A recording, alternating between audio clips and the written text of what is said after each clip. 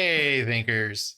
Welcome to my clip show of the last half of of my fastest buzzes. No best buzzes. I don't think I got any best buzzes this year, but these are my fastest buzzes for the last half of 2023 in the pop culture and sports competitions.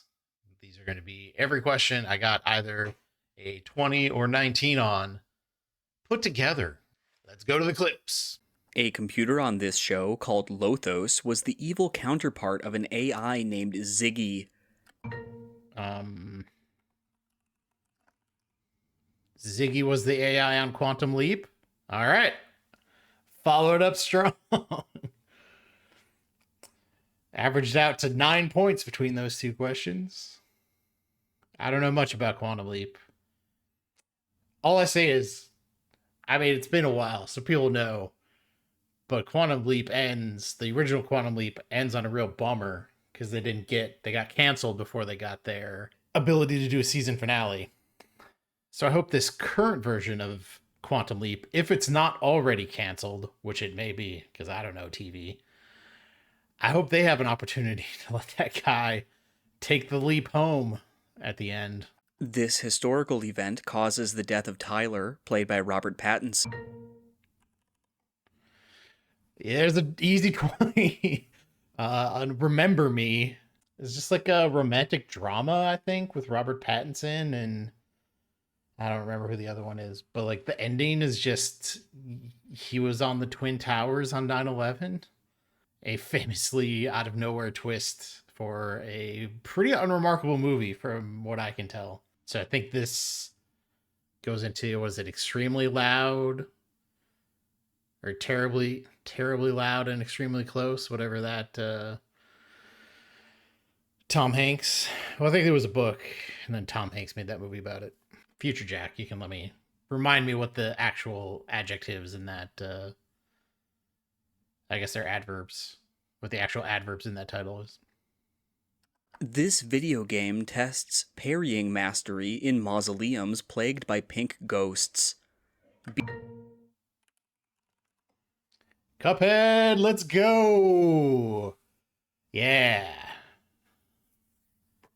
Yeah, Cuphead is an amazing game. It is a boss rush game, so they have non-boss levels, but they're not the best. But its whole conceit is that it's animated in a like 1930s animation style. So it's I don't think it's all hand drawn, but it all looks hand drawn. And man, I can't even describe it. And on top of looking amazing, it's just like a really well-made game. It's like a really good platformer, really good boss fights. Oh, it's just a real good game.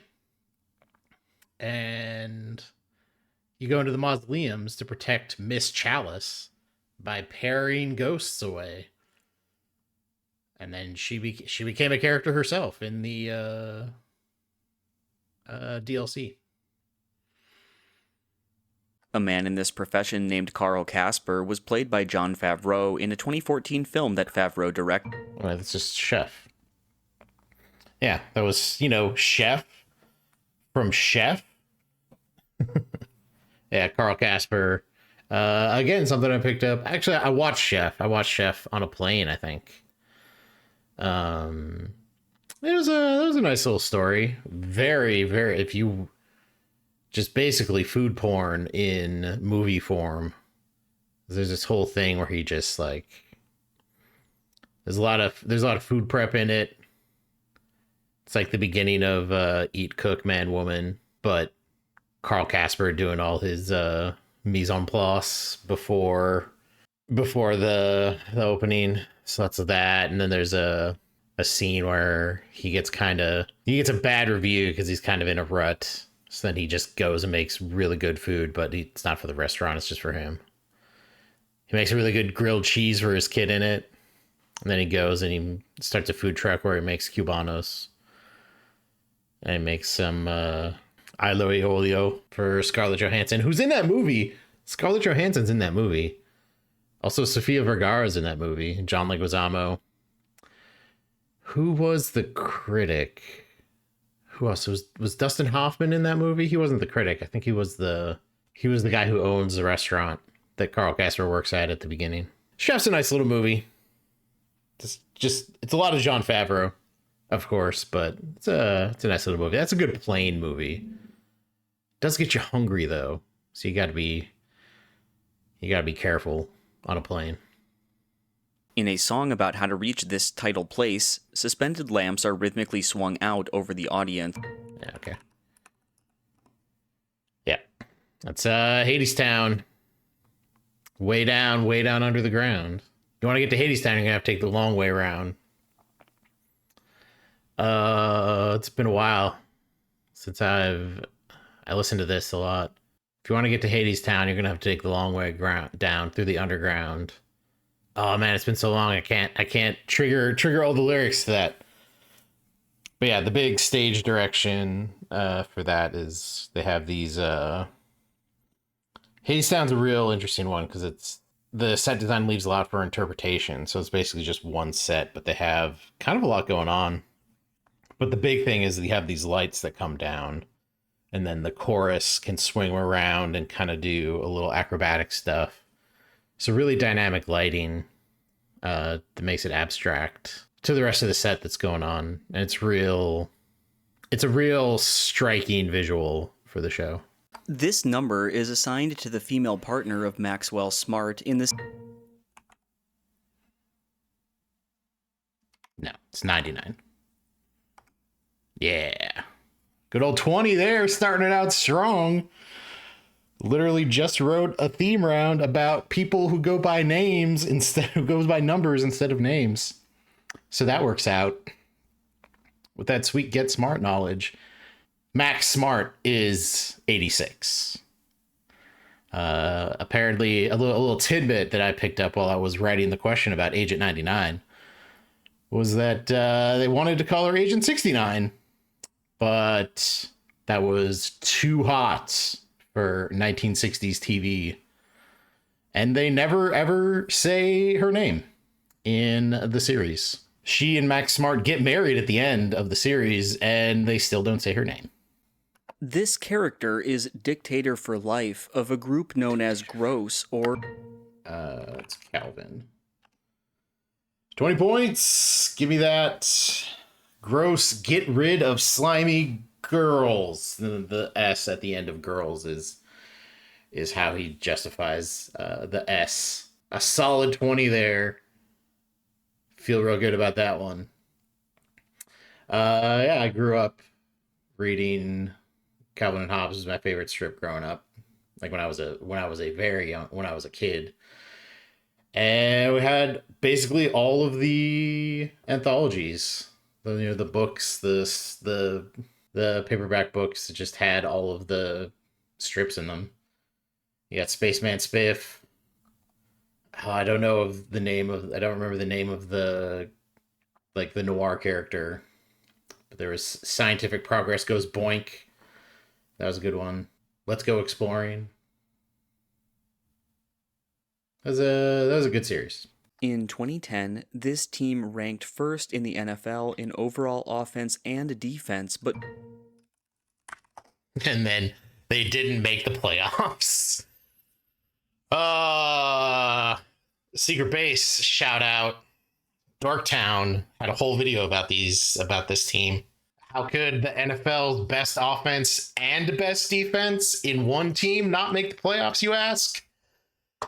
Inopportune field goal misses. This word is the surname of a columnist who co-founded the It Gets Better project for LGBT. Yeah, 19 on Savage. And they're talking about Dan Savage because he wrote Savage Love and started the It Gets Better project. Don Cherry labeled this team a bunch of jerks for its choreographed celebration. It's the Hurricanes. Like, you take a 20 on the Hurricanes, though, off of Don Cherry being a real jerk. Because the Hurricanes had, like, the cool winning things that they did. Go out and, like, play dodgeball one time. They played tag, I think. They're just having a good time winning. And Don Cherry's out here like, no, you're having too much fun when you win. I'm Don Cherry. Look at my weird tie. This character claimed that capitalism was God's way of determining who... That's Ron Swanson. Put a 20 on the board. Easy Ron Swanson clues.